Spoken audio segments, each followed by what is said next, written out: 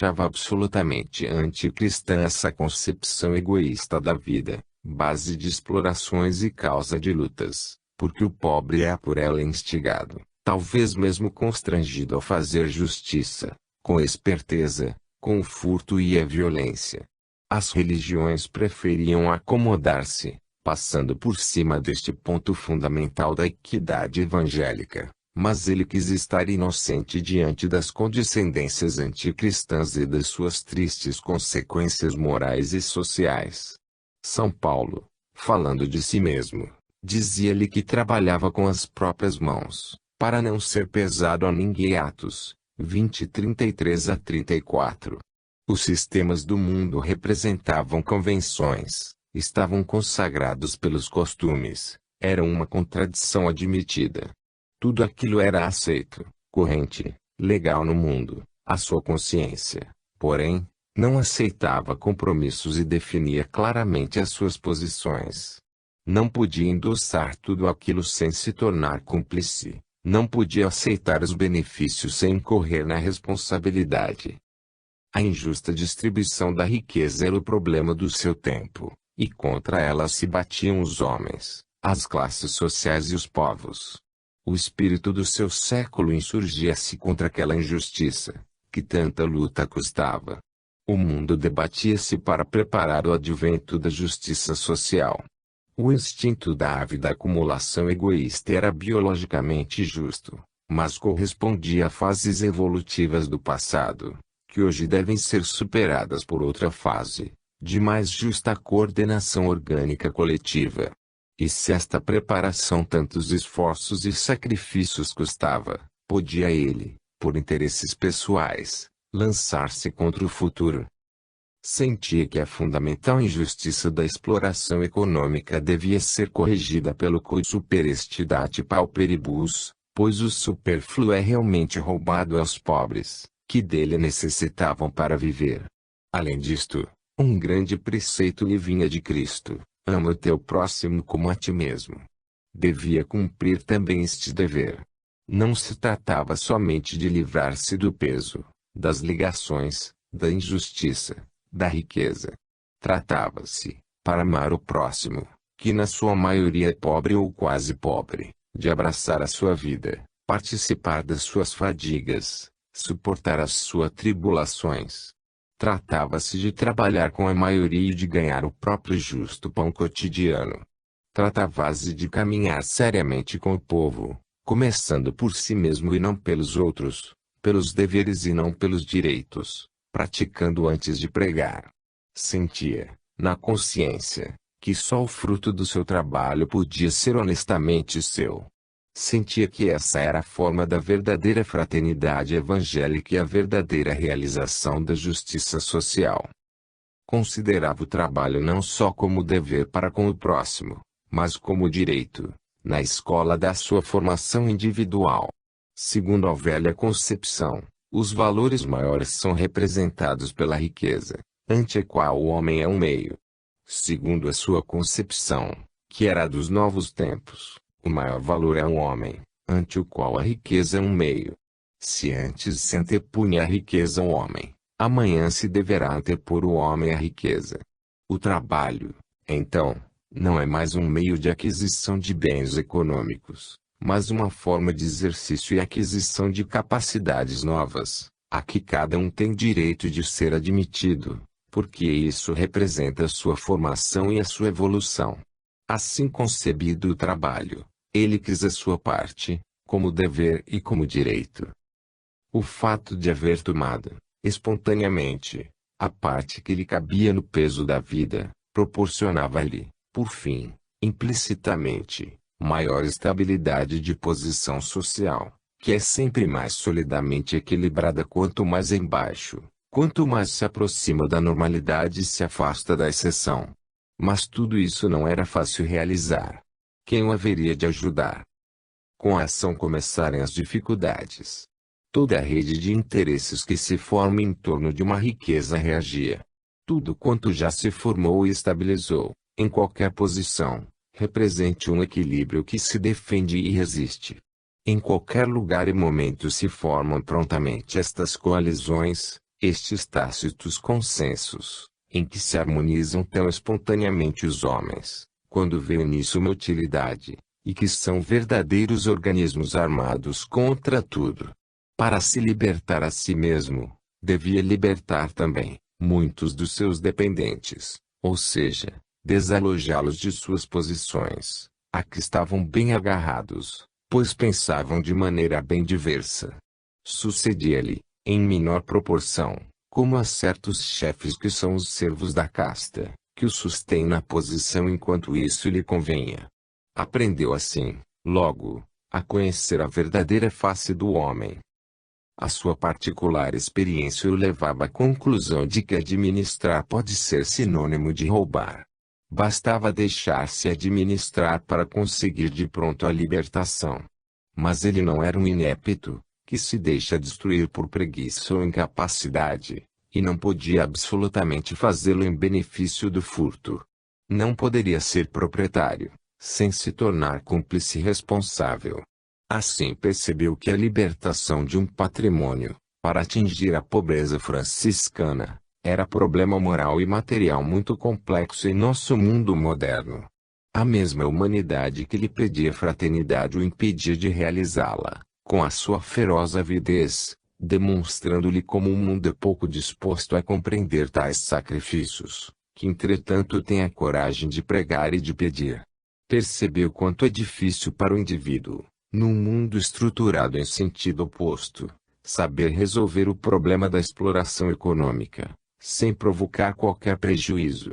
Isso ainda porque cada qual quer compreender os motivos dos atos do próximo e desconfia sempre. Ora, os seus motivos ninguém conseguia compreender e se os compreendesse não os admitiria.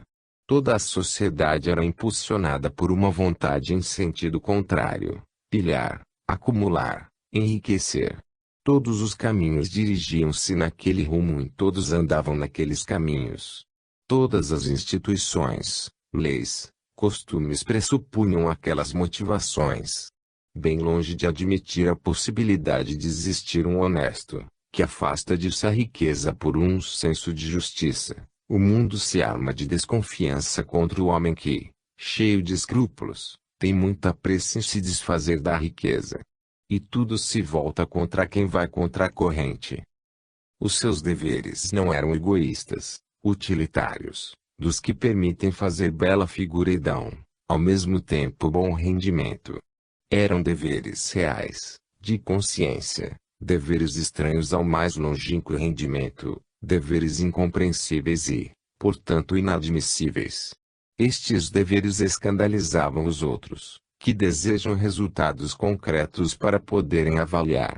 Os espertos do mundo julgaram-no mais esperto do que eles, acreditavam que, para fins de lucro, disfarçava-se em altruísta.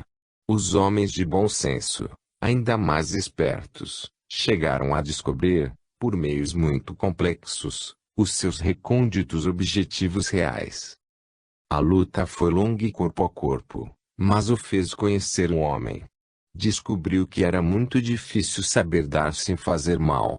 Via que o pobre não era, quase sempre, senão um rico frustrado, muito diferente do pobre de espírito, cheio de toda a cobiça, insaciável, de alma agarrada ao dinheiro, e cada ato magnânimo servia de estímulo àqueles sentimentos. Percebeu que o homem, frequentemente, ao ato passivo de receber, preferia ser ativo no pilhar, preferia a conquista à esmola. E isso é biologicamente normal, mas tende a fazer do homem, em última instância, um malfeitor. O seu signo, porém, é positivo, e ele à natureza confia o trabalho da seleção, e não da conservação, que compete à mulher.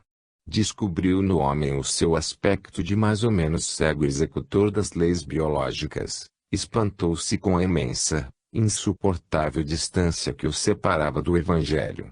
Na luta corpo a corpo para a realização do seu plano, ele era o supremo utopista, escarnecido e incompreendido. Essa foi a resposta bem clara que o mundo francamente lhe deu, segundo a sua lógica natural. As leis biológicas, aplicadas ao homem por instinto, embora sem este as compreender, rebelam-se contra ele, precipitaram-se ao seu encontro, como enfrentando um violador. No mundo, ele estava errado. Por certo, a sua forma de luta era muito diferente da que as leis da natureza impunham à Terra. Buscava uma seleção muito elevada, muito complexa e de muitos remotos resultados, para que as suas ações pudessem ser admitidas num mundo em que se desenvolvia outra luta, dirigida no sentido de outra seleção. De resto, aquele mundo estava bem solidamente situado e equilibrado e, na sua férrea lógica, no âmbito do seu plano, tinha razão. A grande maioria vivia aquela lei, enquanto ele estava só ou quase só, achava-se, portanto, deslocado. O nosso utopista tinha consigo o Evangelho, e se havia lançado justamente na via da sua aplicação integral. Chocava a enorme dificuldade de realizá-lo na prática e o gritante antagonismo em que o mundo se encontra com o Evangelho e o Evangelho com o mundo. E se perguntava por que a lei biológica, destinada por Deus a reger a vida humana e gravada nos instintos do homem, tinha de estar nos antípodes da lei evangélica, igualmente destinada por Deus a reger aquela mesma vida humana. Este livro quer antes relatar experiências do que formular teorias. Narremos, pois.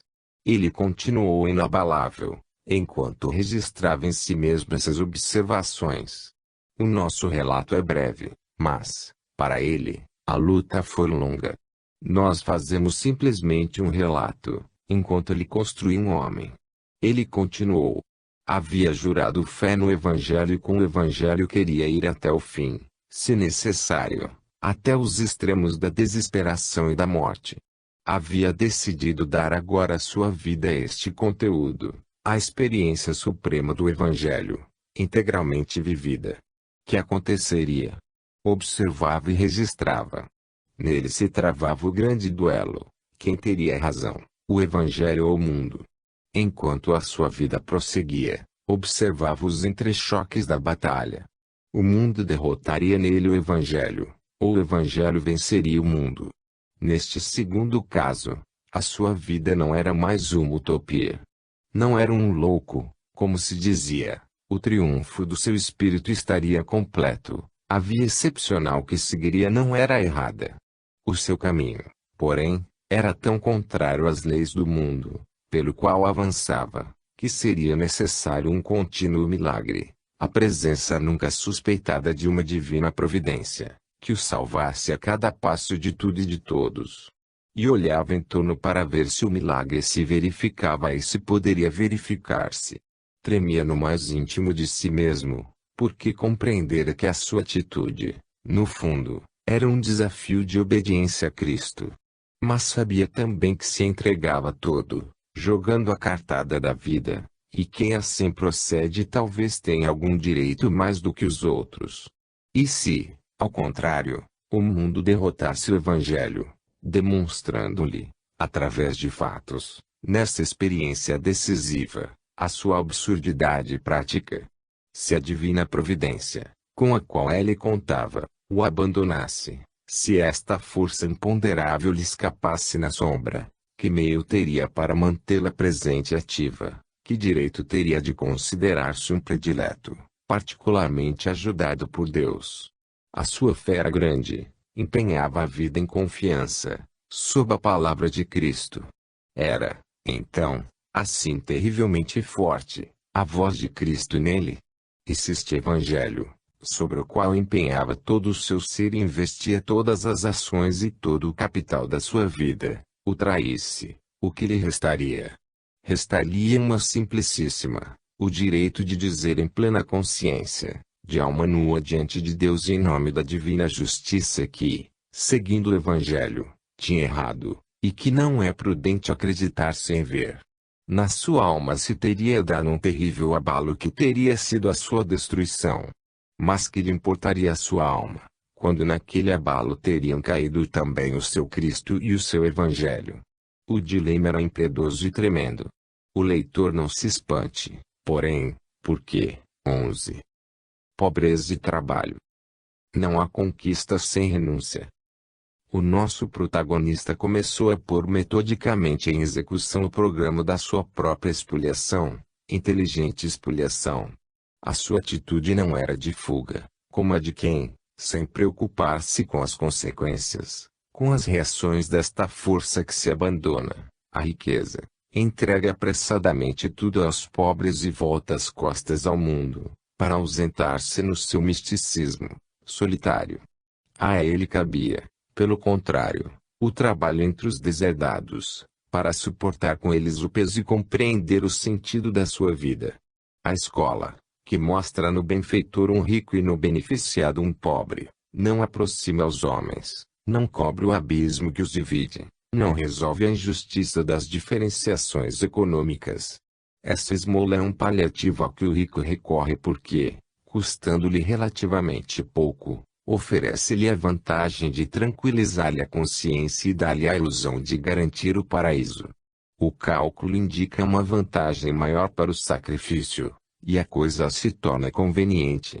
Mas o pobre, sendo talvez somente um rico frustrado, e portanto pior que o rico, pedindo justiça apenas quando esta significa a defesa do seu egoísmo, e sendo quase sempre indigno de esmolas, porque ele mesmo foi a causa da sua pobreza, por preguiça ou esbanjamento, não precisa tanto do piedoso supérfluo dos outros, quanto da sua aproximação fraternal, da descida dos outros até a sua própria miséria, para vivê-la cotidianamente provando toda a sua amargura, até a sua degradante baixeza.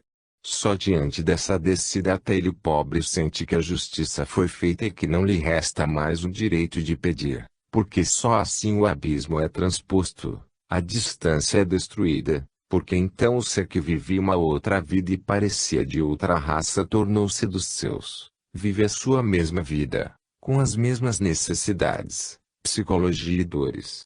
Este é o veemente egoísmo do pobre, tão cheio de avidez que não concede ao rico nem mesmo o supérfluo que o rico lhe dava.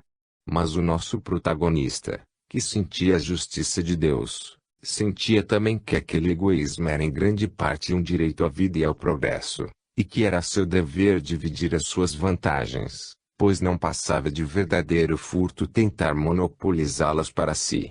Sentiu que a esmola não é completa se não se tomar nos próprios ombros a cruz do pobre, para carregá-la com ele, ao seu lado.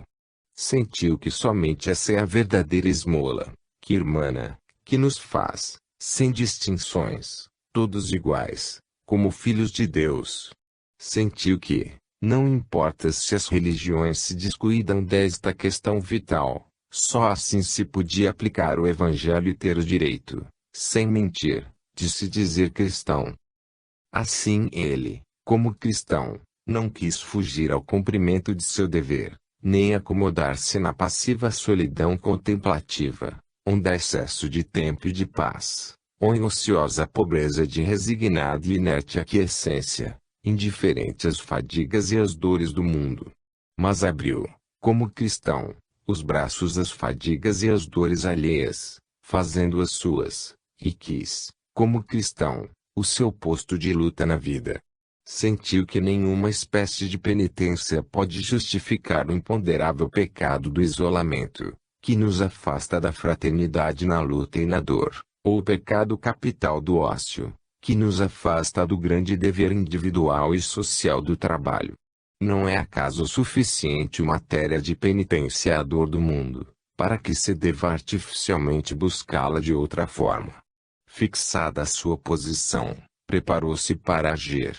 Quem verdadeiramente crê numa coisa, ao invés de pregá-la, começa a praticá-la. Amava a fé criadora, as virtudes dinâmicas e operosas, e se lançou à obra. Até que as suas intenções não se manifestaram em fatos concretos e não se tornaram claramente visíveis no exterior, as coisas andaram discretamente. O mal-entendido defendia, os seus atos podiam ser interpretados de maneira diversa. Deixaram-no viver. Mas quando, pouco a pouco, começaram a compreender o que ele, de fato, queria fazer, os seus dependentes, que receavam perder as suas posições e ser despojados das suas utopias, Ocultamente se congraçaram para tomar conta de tudo, antes que qualquer outro o fizesse, e começaram o cerco. Quando principiaram a compreender as suas verdadeiras intenções, deram início às apreciações, aos juízos, e com estes a condenação. Começava assim, econômica e moralmente, o trabalho de sua demolição.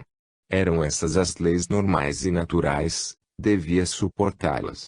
Agia inexoráveis no seu plano, seguindo a própria justiça. Não importa se trata de um mártir ou de um santo.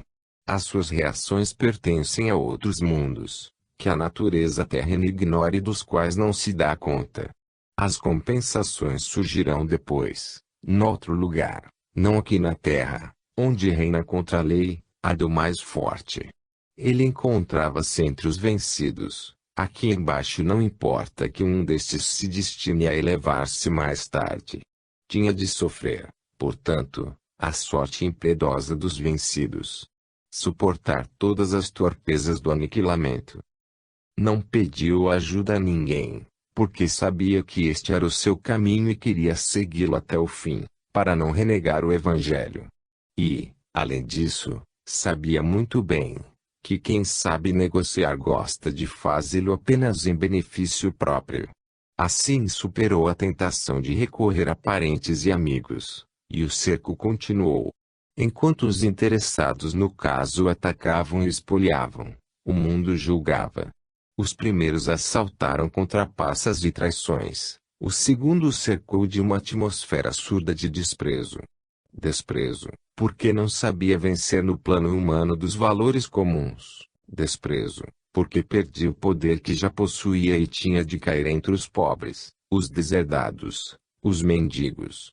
Devia, pois, sofrer a mesma sorte destes, ser considerado um falido na vida, como estes eram considerados, coisas sem dono, carne feita de miséria, que se pode pisar impunemente, feita mesmo para ser pisada.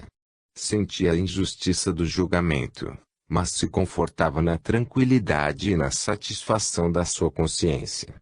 Restava-lhe, porém, a humilhação, e esta queimava.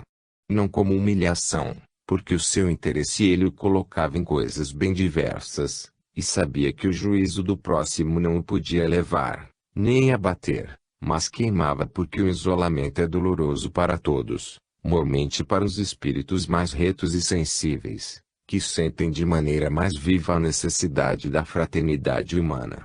Foi julgado sem piedade como inepto, pois só assim se podia explicar e admitir o empobrecimento. Reprovaram a sua inaptidão, suspeitaram da sua má-fé. Quanto mais ignorante era o seu próximo, mais se apressava a julgá-lo, da maneira mais inexorável. Perdeu todo o respeito da parte dos outros. Compreendeu amargamente que a estima e a atenção dependiam da sua posição social. Tornou-se o imbecil, o alvo preferido dos críticos fáceis, triunfantes, sempre heróicos diante de um vencido, mas animaizinhos tímidos e obsequiosos diante de um forte. Aprendeu a conhecer toda a vileza humana. A experiência da verdadeira imitação de Cristo começava a se tornar trágica. Que seria feito dele? Atrás da sua posição social, teria naufragado também a sua alma. Que horas de desespero o aguardavam, a ele, o louco?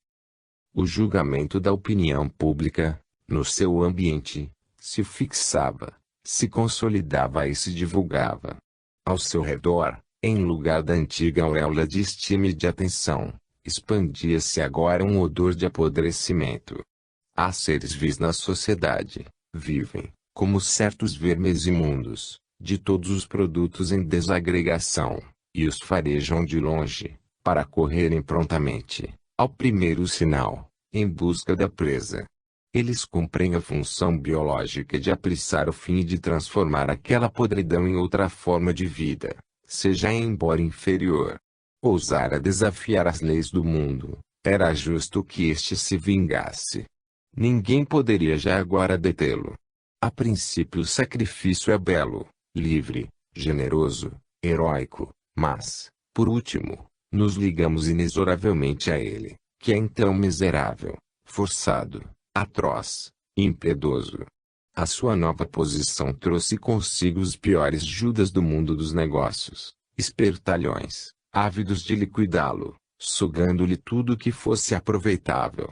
Amargamente, estudou aqueles rostos ávidos e a sua psicologia.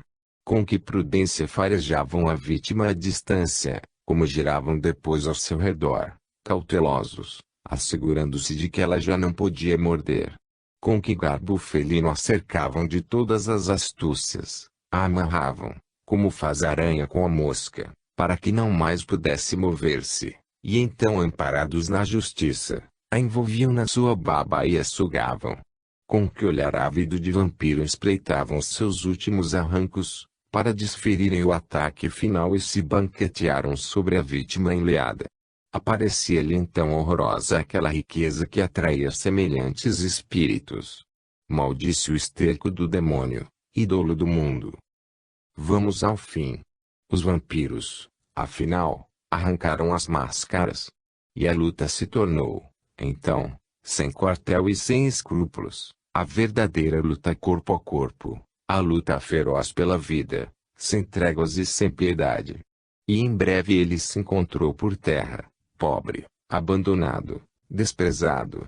Cumpria-se o primeiro grande ato de seu destino. Estamos no momento mais desolado, no mais profundo ponto da descida. E eis que ele tem de abandonar seu ninho, tem que se pôr a vagar pelo mundo sem ter mais a sua casa. Arrancaram-se seus caros e velhos hábitos, foi destruída toda a sua delicadíssima sintonização vibratória, que ele ajustara ao seu ambiente. Foram dilacerados todos os doces afetos. Todas as suas coisas, recordações de outros tempos, que eram a sua passada vida, foram atiradas, sacudidas para todos os lados, servidas, pedaços de sua alma jogados ao vento. Que destruição! Era seu próprio cérebro que estava disperso. Que desolação não ter mais um lugarzinho próprio para descansar a cabeça. Um lugar onde pôr em ordem as suas coisas, para poder ordenar, sobre elas, seus próprios pensamentos. Desordem que penetrava também em sua alma, sobretudo a sua mente. Encontrou-se de súbito longe de sua casa e dos seus, perdido numa desolada região da Sicília, num pobre quarto de pensão, com uma cama e uma mesa, pobres e não suas. E os ajuizados desprezavam-no. Repetiam-lhe sábios e prudentes conselhos de sua própria experiência, e o faziam com tanto maior autoridade por quanto os fatos lhe davam razão. Ele fora um rebelde, um teimoso em sua intransigência sem seguir seu absurdo escopo, atraíra a inimizade de conhecidos e parentes que não estimavam pobres perto, que são um contínuo perigo, gente para ser mantida. No entanto, quanto mais atraente e simpático se torna aquele que triunfa. Que respeitável, que estimável pessoa. É tamanha a simpatia, que todos fecham um olho voluntariamente aos casos de honestidade e outras coisas. Que fascina a riqueza. Mas, de um tal projeto de pobreza, que poderia nascer, se não sempre novas derrotas. As experiências evangélicas deste gênero fazem-se apenas em teorias. Na prática, se forem feitas, o são muito superficialmente. Geralmente, esta parte mais real e substancial dos ensinamentos de Cristo que foram ditos não apenas para serem pregados mas também aplicados vem sendo, prudentemente, deixada no esquecimento e todos evitam chamar sobre ela muito claramente a atenção. Prefere-se fazer ressaltar os aspectos que dão autoridade, poder e que reforçam, em vez de enfraquecer, o homem no plano humano. E das conquistas e exaltações do plano do espírito fala-se em forma retórica, sem se pensar que elas possam ser realidade de vida. O homem normal considera espantosas as dificuldades das primeiras provas e inacessível o triunfo espiritual de que elas são a promessa, afinal. As duas coisas, condição e resultado estão igualmente acima da sua capacidade. E sem esforço, unicamente por instinto humano, ele se prende a um tácito acordo, com o qual a maioria concorda e que se transforma em uso geral, Cuidar das belas coisas que se dizem mas não se fazem. Isto dá a impressão de mentira e de contradição, mas o homem é o que é, e como se pode pretender que ele tenha a heróica coragem de se prender aos fatos ao invés de às palavras nestas tão terríveis experiências evangélicas? É mesmo natural que se algum temperamento de exceção quiser convencê-lo, o homem comum não compreenda, não o admita e ainda o condene. Sabia tudo isto e não esperava nada e nada pedia aos seus semelhantes. Mas tudo pedia e tudo esperava de Deus, ou seja, da força de uma outra ordem e de outro plano. Sabia que não lhe restava outro caminho a seguir e que assim devia comportar-se se desejasse progredir na estrada da ascensão espiritual. Pois que a lei justa e fatal é que, sem uma limitação no plano humano, não se pode alcançar a correspondente expansão no plano divino, que o crescimento do espírito pede a mortificação da matéria. É a lei também que não se pode realizar uma conquista sem renúncia. 12. Atribulações. Um outro fato agravava sua posição. Estava doente. Grave e imperdoável erro. Porque um doente é um débil que se deve expulsar ou um peso que se deve suportar, sempre igualmente detestado. Na luta pela vida não há margem para auxílio nem repouso. E qual era a sua doença? Os médicos giravam-lhe em torno havia 20 anos, sem compreender nem concluir nada. E ele, pacientemente, se transformara em campo experimental das suas infrutuosas tentativas e em fonte de rendimento, despesa e sofrimento, o único resultado. Há gente que acredita que para sarar basta ir ao médico e tomar seus remédios. E isto pode acontecer, sem dúvida, em muitos casos, sobretudo naqueles evidentes e bem definidos por sua natureza mais acessíveis a uma ciência necessariamente mecanizada em sua aplicação. Mas, há doenças que são um temperamento e há temperamentos que são uma doença. Existem constituições que, por estrutura orgânica congênita, trazem consigo um insuprimível desânimo de viver, uma sensação fundamental de mal-estar ao invés de bem-estar. A dominante medicina atual agarra-se ao lado físico do indivíduo e não cura o lado espiritual que, em algumas pessoas, pode ser preponderante. Ele não tinha lesão alguma, todos os órgãos estavam em perfeito estado, portanto, teoricamente, devia estar bom. Tinham-lhe feito os mais disparatados e inconciliáveis diagnósticos, tanto que a medicina não lhe parecia mais que uma opinião.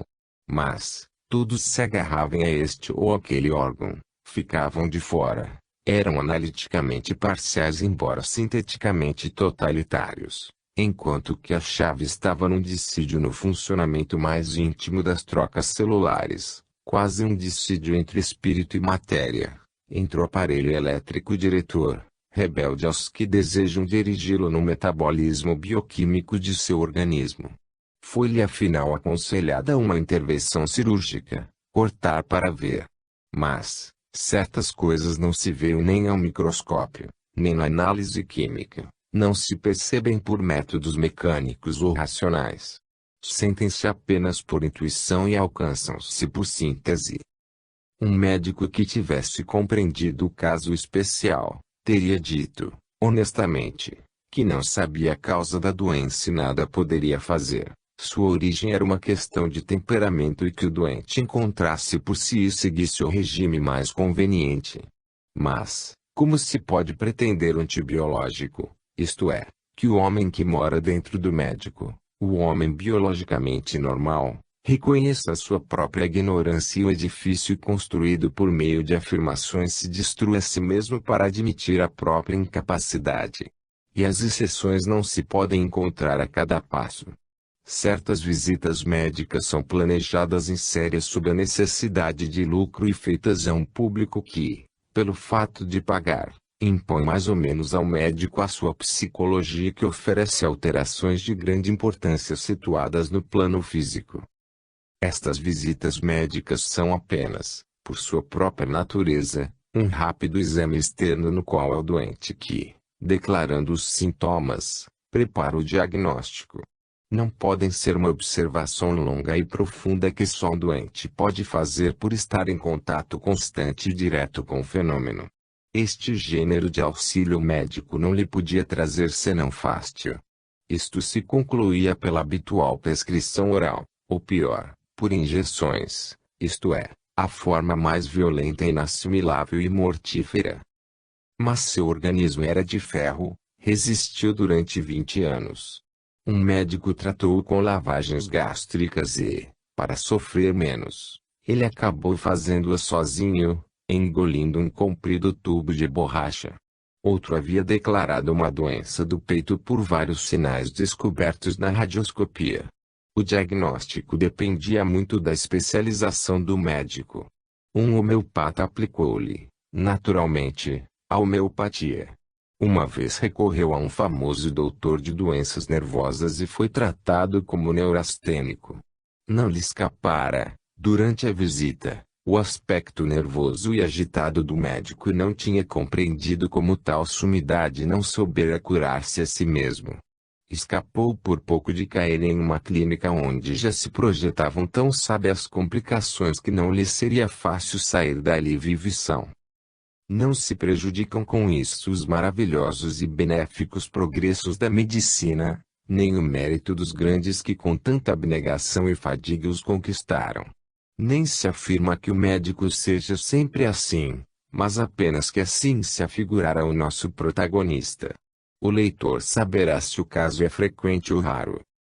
Sem dúvida, existem na medicina orientações sadias ao lado dos sistemas de equilíbrio que a natureza ensina e deseja, mas a medicina oficial tende, com frequência, à intervenção forçada e unilateral, em vez de se impor por meio de síntese e intuição nas leis da vida consciente do paciente, tenta convencê-lo, por via de análise e cerebralismo, não conseguido com este instinto másculo da imposição e constrangimento senão a perturbar os complexos equilíbrios da natureza. Todo o nosso tempo, também nos outros ramos da ciência, como na música, na pintura e na literatura, é uma hipertrofia de cerebralismo, de virtuosismo técnico, de mecanização, onde a luz do espírito sintético, intuitivo e criador é sufocada e extinta. Mas esta é a hora da matéria e é preciso vivê-la enquanto o ciclo não for superado. E assim ele se enfastiou até a náusea, foi sugado enquanto teve dinheiro e seu organismo ficou saturado de medicamentos. Eis que o mundo lhe dera. Não era a ciência, a medicina, era o homem o responsável que, sob qualquer pretexto social, atirava-lhe sempre a mesma verdade biológica: lutar é a lei. Ai dos fracos que não sabem se defender, ai daqueles que imploram socorro. Esta é a substância permanente, infalível, presente em todos os diagnósticos, mesmo os mais discordantes. E tal foi, portanto, a sua conclusão dessa experiência: defender-se. E um dia disse: é melhor morrer que chamar o médico, e manteve a palavra. Foi esta uma das primeiras vantagens de sua pobreza: a necessidade de aprender, antes de mais nada, com um sábio regime, a defender a sua saúde, pois que só ele podia conhecê-la bem, evitando o perigo de pedir ajuda, de colocá-la sob a administração de manuseio de outrem. De resto já percebera que, em qualquer assunto, aquilo que se confia à administração de outros, está perdido. Estes são os perigos da riqueza. Esta insinua que pode fazer com que se fuja da luta, do sacrifício, da disciplina, das leis da vida. Tudo isto é uma insuprimível norma da natureza, e o convite ao repouso e ao arbítrio não passa de mentira. A vida é séria e dura. Cada um precisa saber defendê-la e discipliná-la por si mesmo. A tarefa da proteção da própria saúde não pode ser mediante pagamento. As leis econômicas têm um limite e o dinheiro não pode tudo. A saúde será naturalmente resguardada com observância das leis biológicas que a outorgam, não a troco de qualquer riqueza, mas apenas aqueles que a merecem. No entanto, ele havia aprendido a conhecer o próprio organismo. O estudo, mesmo elementar, da medicina, fora para ele muito atraente. Como em tudo mais, desejava, antes de tudo, compreender-se. Para sobreviver a 20 anos de tratamento, seu organismo havia dado provas de uma resistência excepcional. E de fato, seu sofrimento não o impedia de estar sempre ativo, sempre trabalhando, dinâmico, criador, temperado pelo cansaço físico e intelectual, rico de uma produção contínua. Naquele corpo magro, todo pensamento, nervos, sentimento e vontade, existia um espírito extremamente rico, indômito, inexaurível, que comunicava a cada fibra do organismo a sua força e a sua resistência. Parecia queimá-lo e de certo o fazia, exigindo dele uma atividade que é natural ao espírito, mas que o corpo não pode seguir. Esta exuberância espiritual parecia manter-se à custa do físico, ao qual depauperava continuamente. O segredo de seu sofrimento parecia estar neste desequilíbrio de proporções, nesta hipertrofia evolutiva psíquica e sensitiva, desequilíbrio que se recuperava continuamente em algum misterioso contraste no fundo do fabuloso processo da vida que é a troca das células. Ali, por certo, as qualidades espirituais do indivíduo se põem em contato com os mais complexos processos de química orgânica. E ali que as zonas inferiores do espírito, representadas pelo sistema nervoso, se confundem num estreito abraço com as zonas superiores da vida da matéria. E aí estaria, certamente, o desequilíbrio não percebido pelos médicos, não acessível à medicina. O inevitável contraste entre espírito e matéria, que estava na linha do seu destino, estava tão profundamente impresso em seu ser que se projetava ativo e sensível em seu organismo. Como a sua vida espiritual demasiado intensa não se adaptava ao ambiente humano, assim também seu organismo espiritual não se adaptava ao seu corpo físico, com o qual não estava em acordo, mas em contínua desavença. O homem do nosso século, dinâmico e esportivo, não achará simpático que o protagonista seja apresentado como um doente, ficando justamente desconfiado com a exaltação de mentalidades elevadas em corpos doentes, o que vale para a média, pois que as criaturas normais devem ser, antes de tudo, sadias de corpo. Mas a sua não era doença no sentido comum, implicando inferioridade orgânica.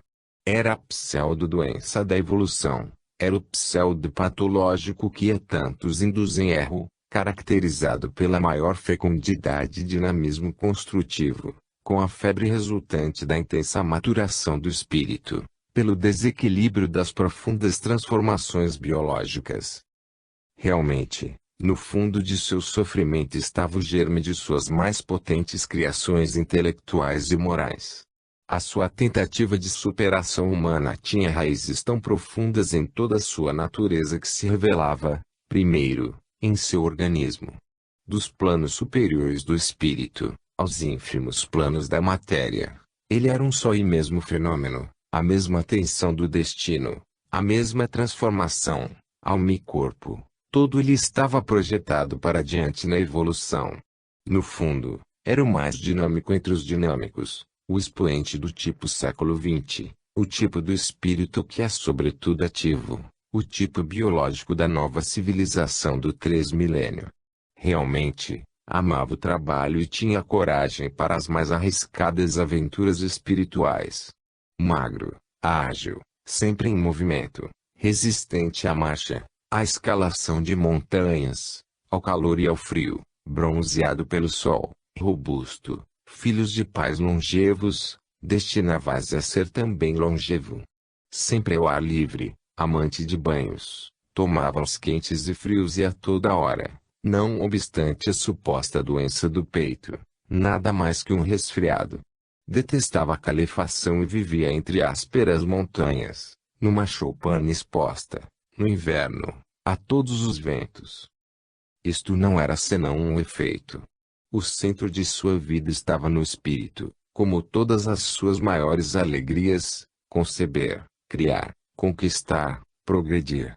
Ele parecia a célula nervosa da sociedade, projetada para diante, especializada em funções evolutivas. Era inútil pretender que a medicina compreendesse e curasse o íntimo dissídio físico e espiritual do seu ser e que fosse possível acalmar seu tormento.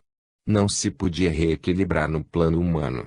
Fora construído para a luta, nascera em um século de luta e devia correr com todos e à frente de todos. Não lhe restava senão equilibrar-se na luta. No repouso não vivia. Esta era a sua natureza, das suas qualidades morais às suas características celulares. Tal era ele, alma e corpo.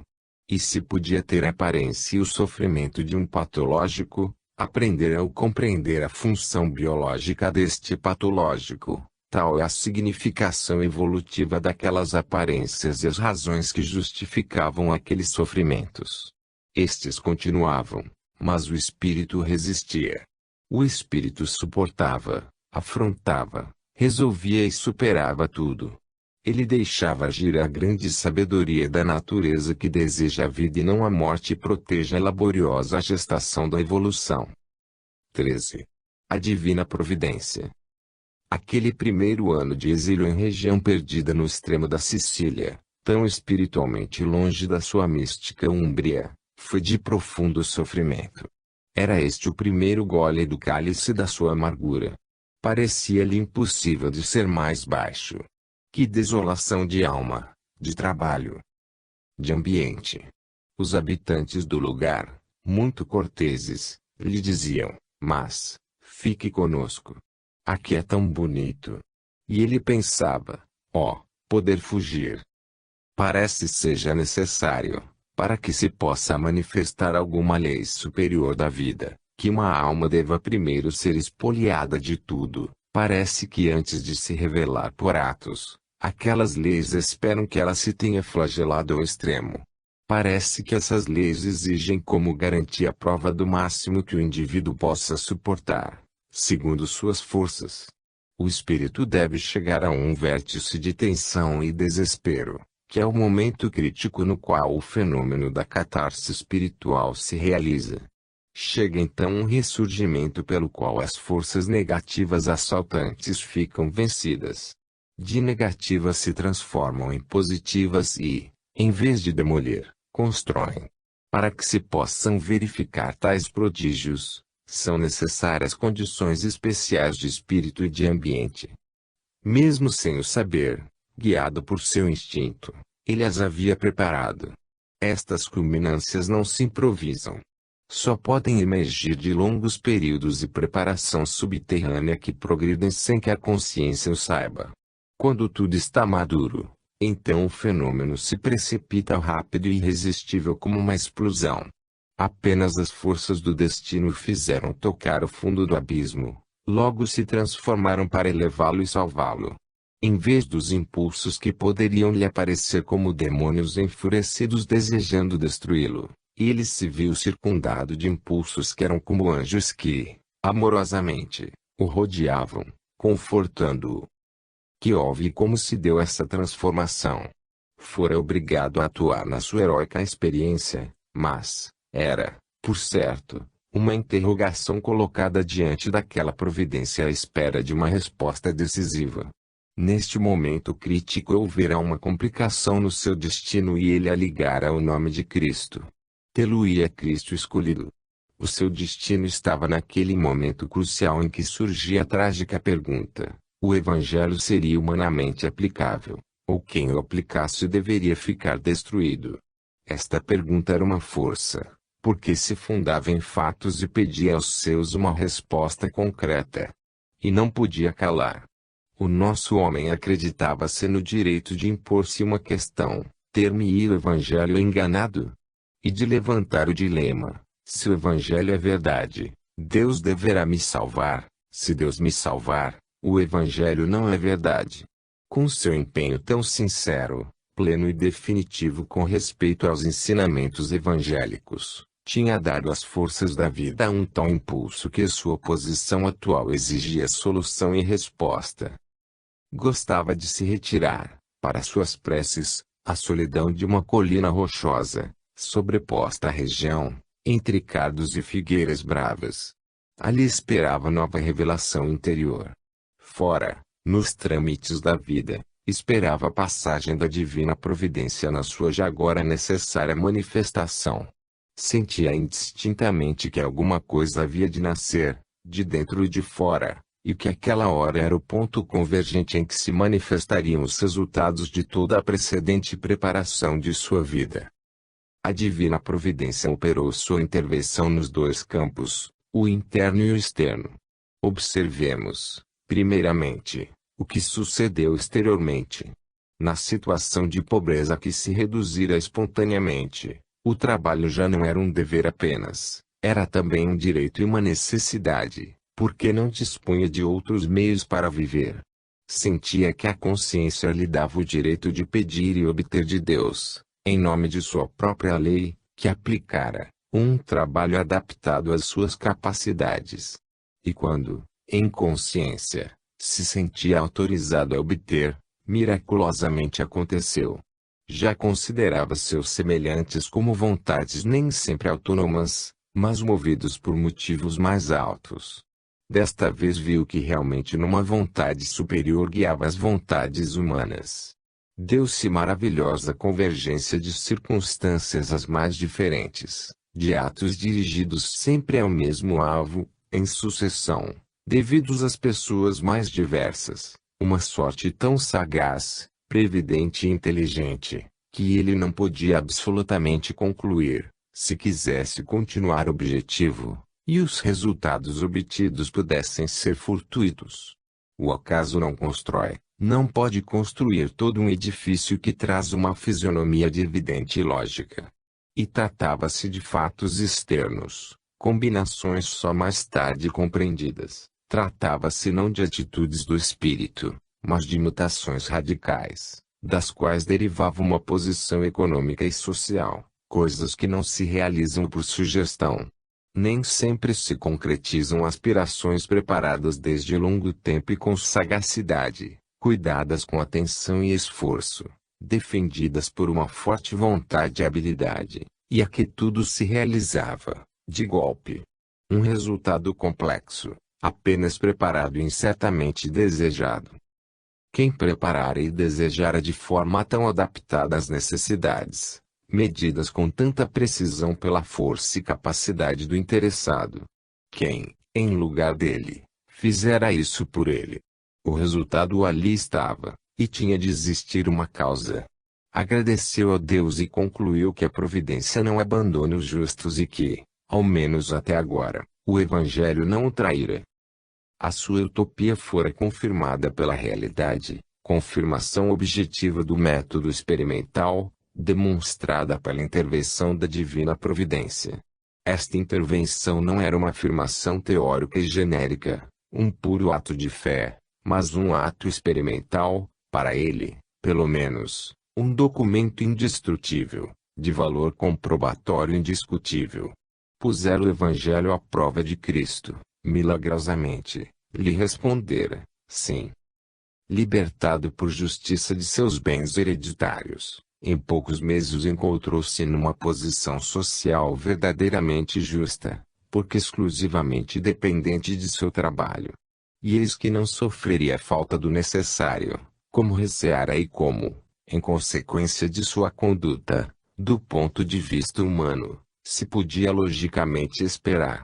E agora, esse lucro era seu. Podia viver, agora, também economicamente, como era justo. A intervenção da providência, a presença de seu auxílio, a prova da verdade do Evangelho não se demonstraram só em fatos exteriores, mas também em acontecimentos interiores, em seu espírito. Para ele estes foram mais comprovadores. A maior transformação não realizou no plano físico, mas no plano espiritual, não na sua posição humana, mas em sua alma. Tudo lhe apareceu iluminado por uma luz diversa, que a tudo dava um sentido mais profundo. Toda a personalidade se transformara em seus meios de percepção e o universo lhe aparecia sob nova revelação. A mudança de sua posição social era coisa de valor secundário para ele. O verdadeiro resultado era este, espiritual. Aqui estava o rendimento verdadeiro de todas as provas superadas, Este era o fim maior, diante do qual tudo mais era um meio, apenas. E que significação evolutiva teriam as provas se não fossem dirigidas para o campo espiritual? Ele semeara e já colhera. Começa, para nosso protagonista, uma outra fase de seu caminho, que vai dos 45 aos 50 anos. Este período, que é a continuação lógica e a maturação dos precedentes, assim como é a preparação dos que se deverão seguir, tem um conteúdo típico e particular de ressurreição. É, sobretudo colheita, mas é também sementeira. É conclusão do período precedente, mas é também princípio para o seguinte, em que se desenvolverá aquele destino. Por 10 anos, é a nota triunfal, a que domina. Veremos depois onde conduz este domingo de Ramos. As 3 estradas a que ele, quando jovem, se atirara, tinham sido, por 20 anos, estradas de trabalho e de martírio. E transformavam-se agora em 3 estradas de ascensão e de triunfo. Aqueles 3 motivos do seu destino invertiam-se, agora. A cada precedente negação sucedia agora uma afirmação correspondente, a cada renúncia e constrangimento, uma expansão, a cada tristeza, uma alegria. Tudo agora ressurgia no plano do espírito, tudo que estivera sufocado no plano da matéria. E estas constatações exprimiam as leis daqueles fenômenos. Parece que a negação das coisas humanas é a condição da ressurreição nas coisas divinas. As estradas que seguira por 20 anos juntavam-se num primeiro resultado, em uma só e primeira solução. Compreender, agir, sofrer chegavam a um único fim. 1. Compreender. O problema de consciência que ele se propusera em sua juventude, ao entrar na vida, estava, finalmente, resolvido. Continuara, depois de seus estudos universitários, a procurar nos livros, interrogando as filosofias, as religiões, a ciência. Essa fonte secara. Poucos livros tinham sentido profundo. Abandonar-os, substituí-los pela maceração interior, silenciosamente dirigida à intuição imediata da verdade. Sentia que apenas esta o satisfaria. Por intuição, obtivera uma visão do funcionamento orgânico do universo. Tivera deste a profunda sensação que só persuasão oferece. Tinha posto de lado as vias da razão, impotentes diante do absoluto, e se avizinhara de Deus pelas vias da fé. Tinha feito do sistema da intuição um verdadeiro método de pesquisa. Em seu espírito fizera-se luz completa. Resolvera, ao menos para si, o problema do conhecimento. Como acontecerá isto? Conseguiu, não seguindo as vias comuns de aquisição de cultura, mas um caminho bem diverso. Não encher a sua mente de erudição, mas conquistar um novo sentido de compreensão, como um novo olho para ver. O conhecimento era para ele uma nova forma de consciência, resultante não do estudo, mas da maturação na dor. Esta maceração produzirá nele uma transformação de personalidade, levando-o a um novo estado no qual o conhecimento é como um novo sentido, uma qualidade espontânea do espírito. Estas não são coisas habituais no mundo dos outros, mas são fenômenos que, embora excepcionalmente, ocorrem. Ao passo que a cultura não seria senão uma aquisição exterior, um verniz cerebral, neste caso todo o seu ser adquirira, por maturação evolutiva, uma transformação de consciência. Em outros termos, ele se encontra no mais fundo de si mesmo, onde existe a mais completa consciência de si do universo. Trata-se de um processo completamente diferente da aquisição de cultura com a qual o homem comum procura compreender as coisas. Consegue-se apenas através da experiência da vida, na escola das provações, na luta e na dor, pois que não é algo que vem de fora trazido para o nosso eu, mas uma revelação de sua profundidade. Só se pode conseguir através da purificação, porque é como que uma sensibilização, um mergulho à consciência dos estratos mais profundos da personalidade. O mundo de sensações e concepções latentes que ali se contém ressurge junto à consciência, Pois evolução é apenas a expansão de consciência, sobretudo nos planos internos do eu, que são os planos superiores. Deus, que é a sua meta, está de fato no interior de nós. A luta e a dor conseguiram a capacidade de sutilizar a casca física da alma, torná-la mais transparente,